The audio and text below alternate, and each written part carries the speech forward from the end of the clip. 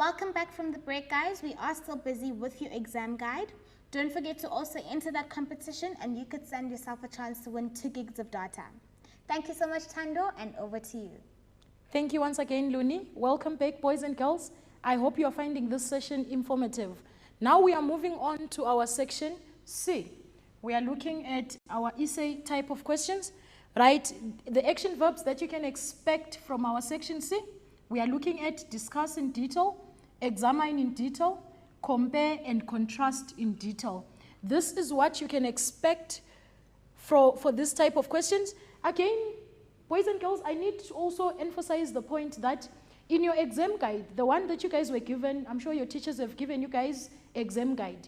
Anywhere in the exam guide where it says examine in detail, typically that is an essay question. So normally you will find about 6 essay questions or essay topics, essay questions per module. So all in all, you've got about 24 essay questions. I hope by now you have tackled them. You know which ones you are going to attempt in the exam. So I'll take it again. I said anywhere where it says examine in detail, that is typically an essay question. Tackle that. One of the 6 definitely is going to be there in the exam. Right, now let's continue. Right, when answering the main part of the essay, you should write headings, subheadings, and provide examples up to a maximum of 8 marks. Remember what I said in answering your essay, especially the main body, right? Out of the 26 marks that are attributable to your section, to your essay, the main part of the essay, 18 of those are the points and the arguments and the discussion of whatever the question is. The 8 marks has been dedicated to your headings and your examples. Please don't be shy in giving the e.g.s there in the exam. E.g. this, e.g. that. And also make sure your headings are identifiable. Underline them with a ruler so that the examiner or the marker is able to identify that this is a heading or a sub-heading. Right? Explanations and discussions should be written in a point and in a bullet form in full sentences. Please do not write like you are writing your essays on languages there. Use your bullet form, right? Graphs and illustrations should have a heading and be labeled and plotted correctly. What am I saying here, boys and girls? I'm saying, for example, if you are asked to discuss the equilibrium positions, maybe in a perfect market, you'll have your economic profit graph, your normal profit graph, and your economic loss graph. Please give the appropriate heading. If you are drawing economic profit, you need to show that this is economic profit. And if you are tackling economic loss, again, there should be an appropriate heading that says economic loss, so that the marker may be able to identify what they are marking. Unfortunately, in the exam, if you just draw a graph without a proper heading of what you are drawing, you miss out on the marks there. Those are easy marks, boys and girls. I don't want you guys to lose out on those ones. So let's be alert in the exam. And then the additional part of the essay should be a higher cognitive level type of question. We are looking at our how can type of question, our why does type of question, our evaluate, our analyze, and our how successful type of question. Or you will be asked to propose, to suggest, etc., etc. Like I said earlier on to you, boys and girls, when you get this type of questions, there are always 2 sides to every argument. So you need to give on the narrative on the side of the argument and against the side of the argument. So you show arguments for and arguments against. You show the successes, you show the failures, and then you conclude there. Right, you should indicate the following when responding to your essay: your introduction, your main part, your additional part, and also your conclusion. So when you are writing your introduction, please write the word introduction there. You are not too old, you are not too educated to write introduction. Please write it, as it's going to guide the marker to be able to identify that you are discussing an introduction there. When you get to the main part, skip a line, then write main part, and then you write your main part there. Once you are done with your main part, skip another line, write additional part, and then you discuss your additional part, then you go to your conclusion again, write conclusion there. This makes the layout of your work easy to mark, and also your points become easily identifiable there. Right. Essay type questions are 2-folded, like I've already said. We've got the main part, which is 26 marks, and then we've got the additional part, which is 10 marks there, as outlined in the table on the next few slides. So this is the slide that shows us how our essay is asked. Like I said, if you are discussing your introduction, write introduction and then you underline there. And then when you are doing your introduction, a good starting point would be to define a concept or a keyword that appears in the market there. Let's assume you are asked market failure, whether it's the consequences of market failure or the effects of market failure. A good starting point for that particular essay would be to define what market failure is. So you can go something like, market failure occurs when the forces of demand and supply fail to allocate resources efficiently, full stop. You don't need to expand much on that. You'll earn your full 2 marks just for defining the concept there. You also need to include other sentences to support the topic. Do not include in your introduction any part of the question. Do not repeat what the question is asking you. Do not repeat again part of the introduction in the main body. So you cannot now start talking about in an essay for market failure. Now you start talking about externalities, you start talking about missing information, as such information is going to be tackled in the main body. So avoid repeating things that are in the introduction in your main body.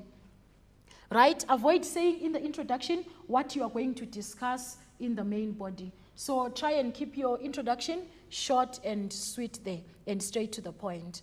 Right? The second part of our essay is the main part.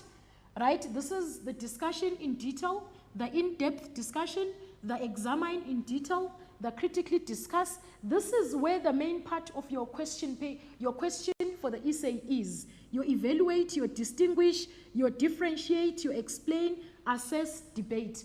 This carries with it in the exam 26 marks. Right? Like I said earlier on, of these 26 marks, the 8 marks from the 26, this is our headings and examples. So the 8 marks, it's our headings and examples there. So always give headings, always give examples in your essay there, as if you don't, you will lose the 8 marks there. Then we move on. The third part of your essay is the additional part, where here you will be asked things like give own opinion, critically discuss, evaluate, critically evaluate, calculate, deduce, compare between, briefly debate, how, suggest how, distinguish between, etc., etc. This carries with it 10 marks, right? Of the 10 marks, you need to give at least 5 points here. At least 5 points. Remember, I said write in point form. This is a 5. Boys and girls, sorry about that. So it carries with it 5 points there. Minimum, that is the minimum that you need to have. Because normally we mark at least 2 marks per point. So to get the 10, make sure you give the 5 points there. The mistake that a lot of you boys and girls make is you skip this question or you completely forget the question in the exam. Make sure as you enter the exam, you are able to identify your question. This is the question for my main body, and this is the question for my additional part. Do not leave this question unanswered. From there, you get to your conclusion, right? You get to your conclusion, right? Conclusion is, like I said, a higher order conclusion, which should include a brief summary of what you discussed without repeating facts already mentioned. So please do not repeat what you've already discussed above. Any opinion or value judgment on the facts that you have already discussed. Any additional support information to strengthen your argument or your discussion above. A contradictory viewpoint with motivation if required. Or you can make any recommendations there. Your conclusion carries 2 marks there. Again, don't over-explain. It shouldn't be 10 lines or a long paragraph. At most 5 lines there should do the job there. So that is your essay, right? So remember, I said we have got our main body, we have got our introduction, we have got our additional part, and then finally we have our conclusion there. Right? Let's look at an example, boys and girls, of a question that you can find in your paper 2 for the essay. It says, compare and contrast a perfect market and an oligopoly in detail under the following headings. Right, let me just change my ink there. Right, so compare and contrast a perfect market and an oligopoly, and in detail under the following headings. You should discuss under number of businesses, entry into and exit from the market, influence over the price, the nature of the product, demand curve, the profit in the long run, and then availability of information. What I need to say, boys and girls, typically if you find a question with subheadings that are given for you, your explanation needs to ensure that it covers all the subheadings that are given. For example, here in the question, you will find typically there will be a numbering or there will be a mark allocation next to each subheading. You might find for number of businesses, you are given 4. For entry and exit into the market, you are given another 4. For influence over price, 4 marks. So you would find normally each and every one of those subheadings carries a mark. So if you fail to discuss maybe the remaining 3, you lose out on the 12 marks there. So make sure that you explain and you are able to tackle the question under the given subtopics there. Right, your typical additional part would be how successful is the competition policy in promoting a more competitive economy. Remember I said this carries 10 marks there to give you a total for the essay, 40 marks. Right, when you are given this essay, I'll repeat once again, boys and girls, tackle the questions independently. Do your main body, do your main question, which carries the 26 marks, plus your introduction and your conclusion, and also tackle the additional part as a separate question, but within one question there. Right, now let's look at the introduction typically. Can you see that I have clearly indicated that this is an introduction? It's properly underlined there. What are we going to typically say as our introduction? A market structure refers to the main characteristics. So it refers to the main characteristics of a market in which individual businesses sell their products and includes their production cost there. So any other relevant introduction there, remember I said for an introduction you can include a definition, you can include a concept there, and you get your 2 full marks. Remember to write full sentences. Right, now let's go to the main body. You see it's written main body, I'm underlining there. So our first sub question is under number of businesses. For example, then you will tackle the perfect competition, right? What happens in terms of number of businesses in a perfect competition? There is many buyers and sellers in a perfect competition. And then let's look at in an oligopoly. Remember, we are comparing and contrasting between these two. So I've discussed what is happening in a perfect competition. I'm now discussing what is happening in an oligopoly. Oligopoly, only few suppliers manufacture the product or they exist when a small amount or a small number of large companies are able to influence the supply of a product or service into a market. So in oligopoly, we only have few suppliers manufacturing that particular product. Let's move on to the next. So typically, this is how you should tackle the question. If, for example, you wanted to look at entry and exit into the market, you will discuss typically to say there are no barriers to entry and exit in a perfect competition. And then now when you are discussing in an oligopoly, you will say entry and exit into the market is not so easy, like in the part of a perfect market. Look at the demand curve. In a perfect competition, a perfect competitor has got a horizontal demand curve, and then an oligopoly has got a kinked demand curve. So I've just done 2 or 3 for you guys as examples there. Now let's look at how we tackle our additional part, right? The additional part would now, you need now to discuss or to evaluate the success of the competition policies in the country. Now, typically this is how we would answer. So the competition policy is successful by making provision for institutions like the Competition Commission, the Competition Tribunal, and the Competition Appeals Court to investigate any unfair competition in the country there. You get your 2 marks there, right? And then you go to the next point, and then you will say these competition policies function as investigators and evaluators of restrictive business practices there. So they investigate and they evaluate any restrictive business practices. Then your next point is making recommendations about penalties for businesses found guilty of abuse of power there. right? So you would be earning your 2 points for every point that you have expanded there.